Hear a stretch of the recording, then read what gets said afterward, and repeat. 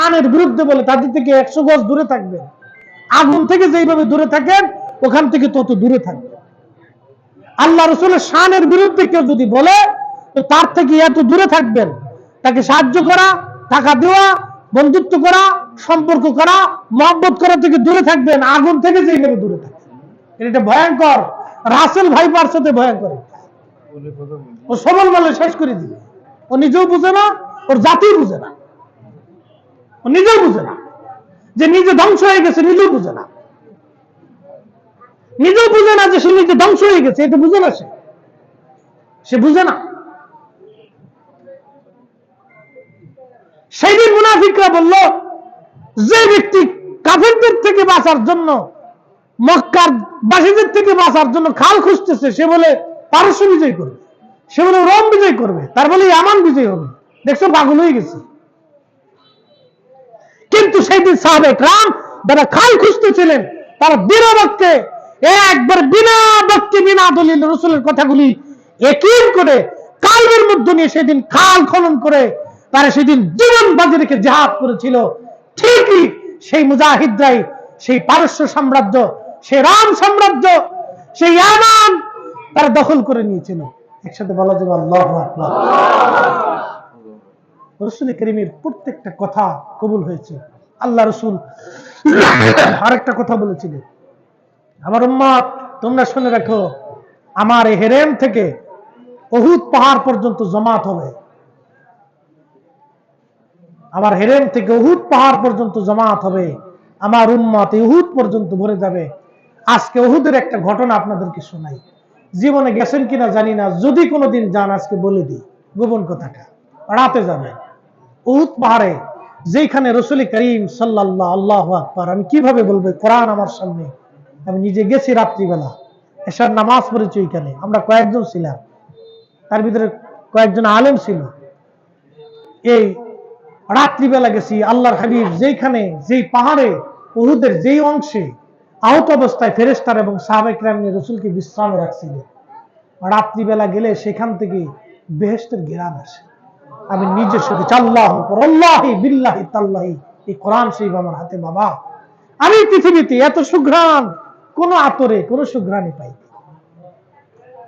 ওইখানে যে এশার নামাজ পড়লাম, ছোট্ট একটু জায়গা, আহা, চোখের পানি আর ধরে রাখতে পারতেছিলাম না, বাতাসের মাধ্যমে সুঘ্রাণ আসতেছিল।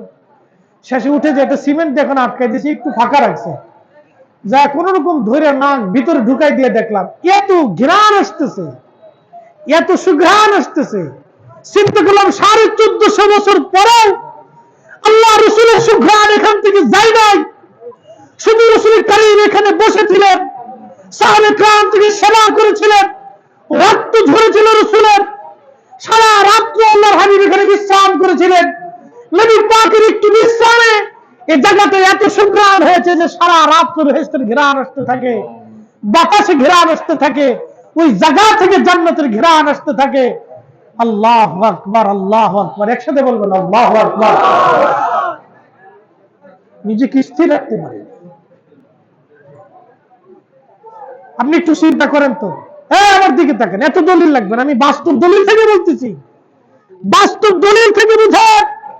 আপনি তো বলেন রাসূল আমার মতো, 1450 বছর পরেও রাসূলের এখান থেকে উহুদ পাহাড়ের এই অংশ, ফাটা অংশ থেকে যেখানে আল্লাহর হাবিব বিশ্রাম করলেন, এখান থেকে বেহেশতের ঘ্রাণ আসতেছে, নবীর ঘ্রাণ আসতেছে। 1450 বছর পরে যদি রাসূল কারীমের সেই সুঘ্রাণ আসতে পারে, তাহলে রাসূল করিম সাল্লাল্লাহু আলাইহি ওয়াসাল্লামের দেহ মোবারকের ঘ্রাণ কত সুন্দর ছিল। হ্যাঁ, দলিল দিতে হবে কেন?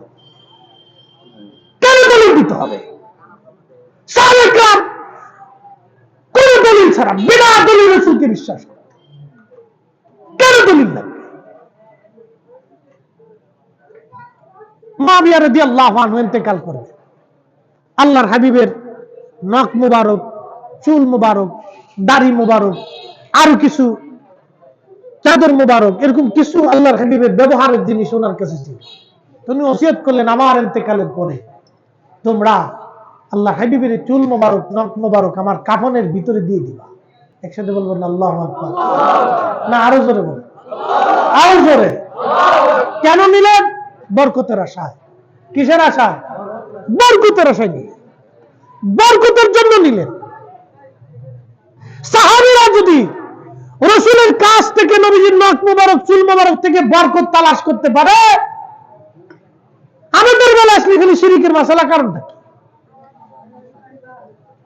এগুলো আমাদের এক ধরনের অ্যাটিটিউড, ধ্যান ধারণা খুব নিম্ন, সমাজে বিশৃঙ্খলা তৈরি করা, অশান্তি সৃষ্টি করা, তাছাড়া অন্য কিছু না। বাবাজি, আল্লাহ হাবিবের শান এগুলো বলে শেষ করার মতো না, শেষ করার মতো না। সময় আমার শেষ, আলোচনার একবারে শেষ প্রান্তে এখানে মিনিস্টার হুজুর কেবলা বসে আছেন, উনি নিজেও জানেন ওই জায়গা সুঘ্রাণটা কত মজবুত। আল্লাহু আকবার।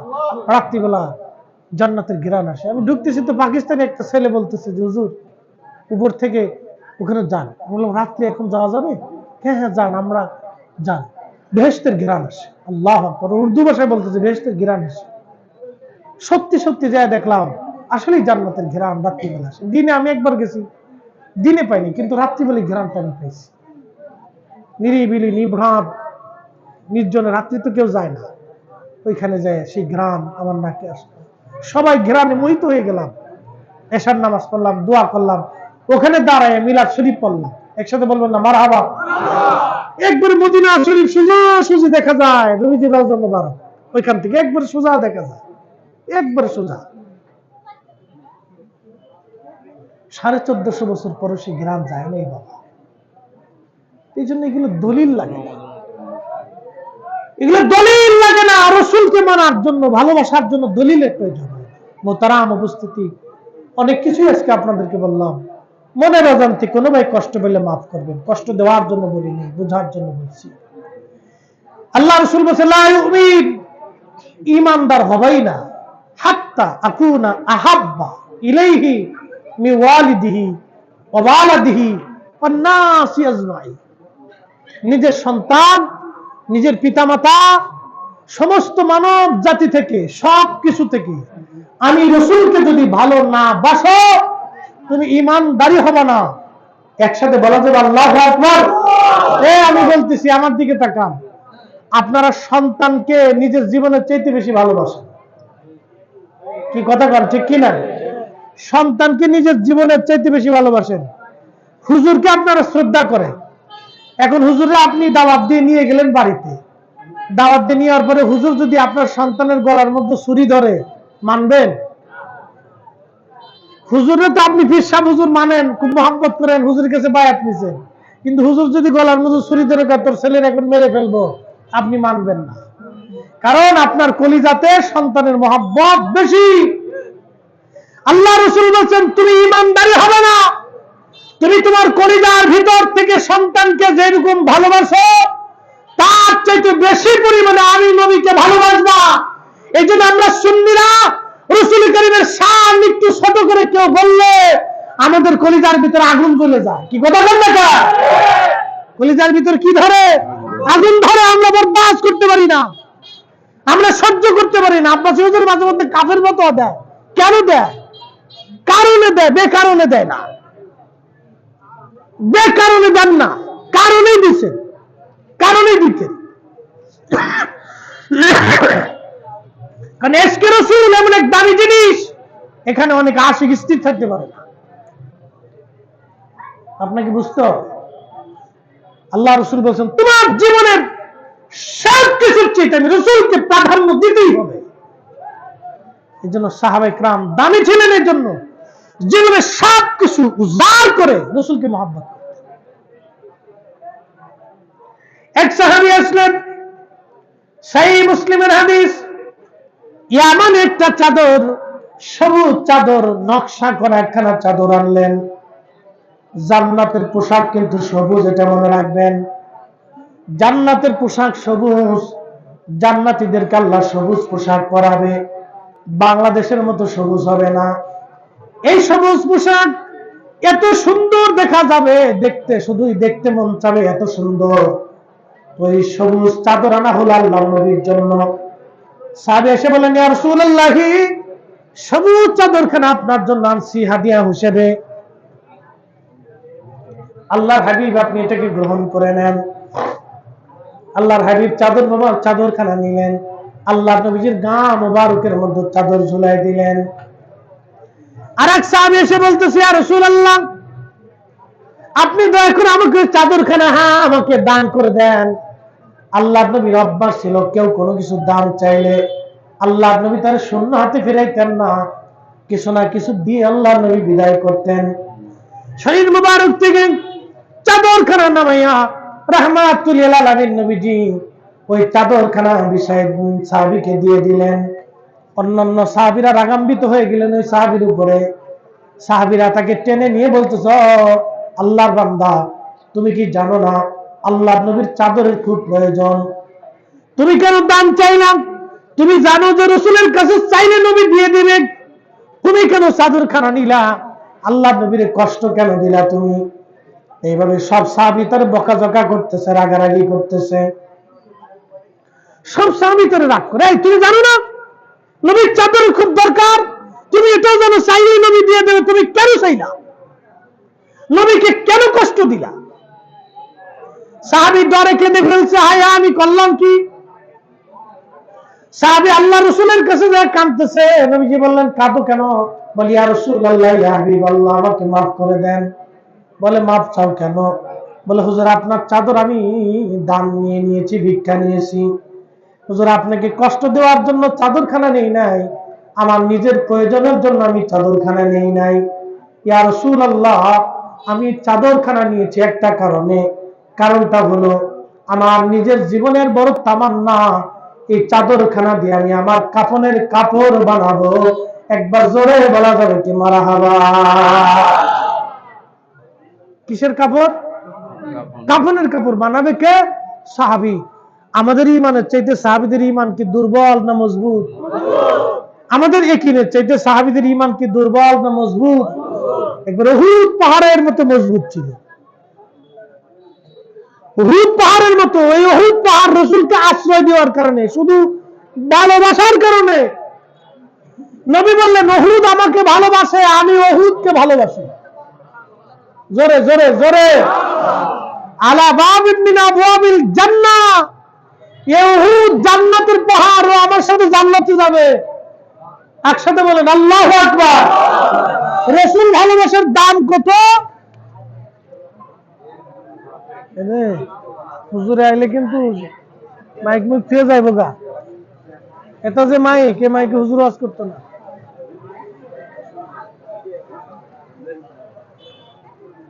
আমার দিকে তাকান। শুধু রাসূলকে উহুদে ভালোবাসার কারণে উহুদ আল্লাহর জান্নাতে চলে যাবে। না না, জোরে বলেন, জোরে জোরে জোরে। ওটা জান্নাতের পাহাড়, জান্নাতের পাহাড়। যদি মদিনায় যান দেখে আসবেন, এটা জান্নাতের পাহাড়। উহুদ জান্নাতের পাহাড়। শুধু আল্লাহ রাসূলকে মহব্বত করার কারণে উহুদ জান্নাতে চলে যাবে। অতএব মহব্বতের দামটাকে ছোট করে দেখার সুযোগ নাই, এটাকে কোনো মতেই দেখার সুযোগ নাই। এই জন্য অনেকেই আল্লাহর হাবিবের নাম মোবারক নিয়ে চুমা খায়। খায় কি খায় না? চোখে চুমা খায়। অনেকেই পছন্দ করে না। আপনার পছন্দ অপছন্দ দিয়ে আমাদের কিছু যায় আসে না। এটা আল্লাহ রাসূলের মহব্বতে দেওয়া হয়। কি কথা বল নাই? ঠিক কিনা? ইমাম জাইনুদ্দিন শামী ফতোয়া শামীর কিতাবুস সালাতের বাবুল আযানের ভিতর তিনি মাসালা লিখছেন।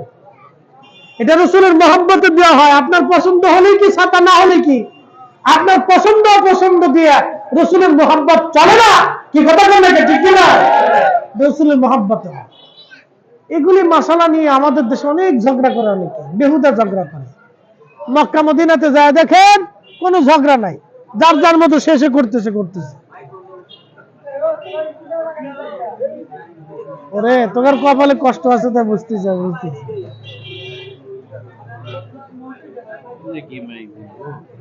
আরে বন্ধ হয়ে গেল কা?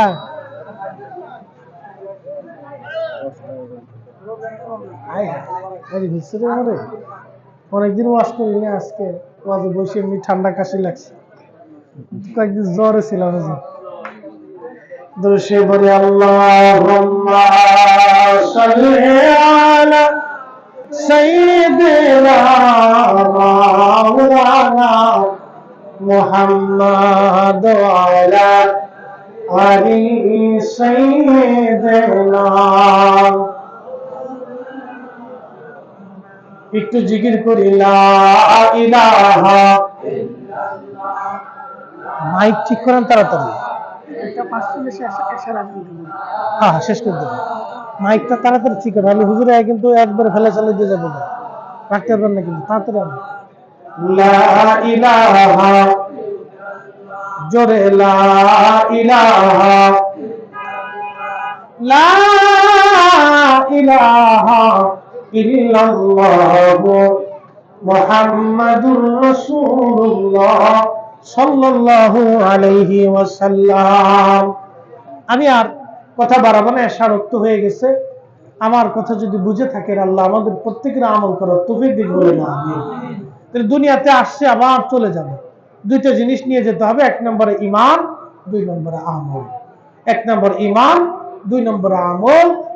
আল্লাযী খালাকাল মাউত ওয়াল হায়াত, আল্লাহ হায়াত এবং মউত দুটোকে সৃষ্টি করেছেন লিয়াবলুয়াকুম, পরীক্ষা করার জন্য। আইয়ুকুম আহসানু আমালা, কে ভালো কাজ করবে, কে ভালো আমল করবে, আল্লাহ সেটা দেখবে। আপনি কোন দল, আওয়ামী লীগ, বিএনপি, জামাত, জাতীয় পার্টি, অমুক পার্টি তমুক পার্টি, এগুলো আল্লাহ দেখত। আল্লাহ দেখবে আহসানু আমালা, কোন ফিরের মরিদ, আল্লাহ এটা দেখতো না। আল্লাহ দেখবে আহসানু আমালা, কে ভালো আমল করছে, আল্লাহ এটা দেখবে। অর্থাৎ ভালো আমল আপনারা করবেন, ভালো কাজ আপনারা করবেন, এমন জীবন করিয়ে গঠন।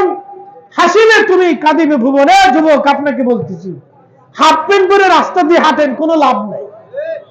কি কথা কন না কে? নতুন ফ্যাশন বেরিয়েছে, ও সকালবেলা হাফ প্যান্ট পরে রাস্তা দিয়ে হাঁটে আর বিরাজ ফায়ার করতে থাকে, বিরাজ শিখতে থাকে। আধা ঘন্টা লাগে তার বিরাজ করতে আর মুক্তি, আর পরিষ্কার হতে আধা ঘন্টা চলে যায়। রাস্তা দিয়ে হাফ প্যান্ট পরে সকালবেলা হাঁটে আর বিরাজ করে। ও ভাবে যে আমি বিরাট বড় লাট সাহেব, ওসি সাহেব, ডিসি সাহেব হয়ে গেছি, বিরাট কিছু হয়ে গেছি সমাজের। এগুলি দিয়ে আসলে মানুষের প্রশংসা পাওয়া যায় না, দোয়া পাওয়া যায় না। আপনি দোয়া কখন পাবেন? আপনার গ্রামে দেখেন গরিব মানুষ কি আছে, দরিদ্র কি আছে, যে টাকার অভাবে চিকিৎসা হতে পারে না, আপনি তারে নিয়ে একটু ভালো চিকিৎসা করাই দেন। যে ভালো খাইতে পারে না, এরকম বহুত মুরব্বী আছে, তার ঘরে একটু ভালো গোপনে কিছু খাবার দিয়ে আসেন, তারে নিয়ে একটা ভালো হোটেলে খাবার খাওয়ান, নিজের বাড়িতে এনে রান্না করে খাওয়ান। ও মুরব্বী সারা জীবনের জন্য আপনার জন্য দোয়া করবে। এগুলি ভালো কাজ, এগুলি করেন, এগুলি করেন। হাফ প্যান্ট পরে রাস্তাতে ঘুরলে আপনার হবে কি? মরার পরে মানুষ তুতু ফুলবের ধরে বিয়াদব ছিল, বহু বিয়াদব উচ্ছৃঙ্খল কবরে চলে গেছে, সাথে কবরের পাশে কেউ যায় না। বহুত নেতা, এমপি, মন্ত্রী, MP, minister, OC, DC, SP কবরে চলে গেছে, কবরের পাশে আজ কেউ যায় না। কিন্তু আল্লাহর ওলি ঘুমাই রয়েছেন, ওনার মাজারের পাশে মসজিদ হয়েছে, মাদ্রাসা হয়েছে। কি কথা কন না কে? কিন্তু আল্লাহরে খুশি করে গেছে, খুশি করে গেছে, এই জন্য মাদ্রাসা হয়েছে, মসজিদ হয়েছে, দোয়া হয়। এগুলি করে যান, আমার শেষ কথা, এগুলি করে যান। ওই হাবি যাবি হাফ প্যান্ট, ফুল প্যান্ট, জিন্সের প্যান্ট, সিরা প্যান্ট, কাটা প্যান্ট, এবার ফাড়া, এবার সিরা, মানে যদি ভিক্ষে হই না, ভিক্ষে সামার হয়েছে বোঝা যায় না। এমনি সিরা, এমনি ফাটা কুড়া, এমনি সিরা, এমনি ফাটা। আমরা দেশের বেটিরা হন হাফ প্যান্ট, জিন্সের প্যান্ট পরা ধরছে। ওরা জিন্সের প্যান্ট পরে শার্ট গায়ে দেয়, আবার কোন সিস্টেম, কি সিস্টেম, নতুন নতুন বুরকা সুরকা, এবার ফাড়া, এমনি সিরা, এমনি সাটা, এমনি কাটা, এগুলি পরে বেটি মনে করছে আমার বিশ্ব সুন্দরী দেখা যায়। এ মহিলা, তোমার এই সুন্দরীত্ব দিয়ে কি হবে? তোমার এই সোনা কলার পিছনে খালি মাসি ভন ভন ভন ভন করে। বিয়ে করার সময় ঠিকই পুরুষ মানুষ তালাশ করে, আব্বা মেয়ে পর্দা প্রসিদ্ধ করে কিনা একটু ভালো করে দেখে বুঝে আসছে।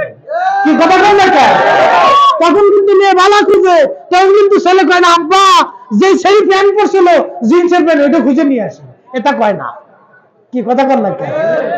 এটা কয়, এটা কয় না। তো নারী ও জিন্সের প্যান্ট, ফুলবেল প্যান্ট, আড়া ভাড়া সিরা পরা পরে মনে করছে আমি বিরাট বড় সুন্দরী, একবারে বিরাট কিছু করে বলছে। এটা কিছু হয় না বোন। পর্দায় নারীর সৌন্দর্য, নামাজে নারীর সৌন্দর্য, ইবাদতে নারীর সৌন্দর্য। আল্লাহ আমার প্রত্যেক মা বোন ভাইদেরকে বোঝার তৌফিক দিন। আসসালামু আলাইকুম ওয়া রাহমাতুল্লাহি ওয়া বারাকাতুহু। আর জিকির জিকির করতে আমার জান শেষ, 40 দিন জান শেষ হয়ে গেছে আমার। আমাদের মাঝে এসে তেশরিফ এনেছে যতটুকু আফসারি হুজুর আছেন আমাদের মাঝে।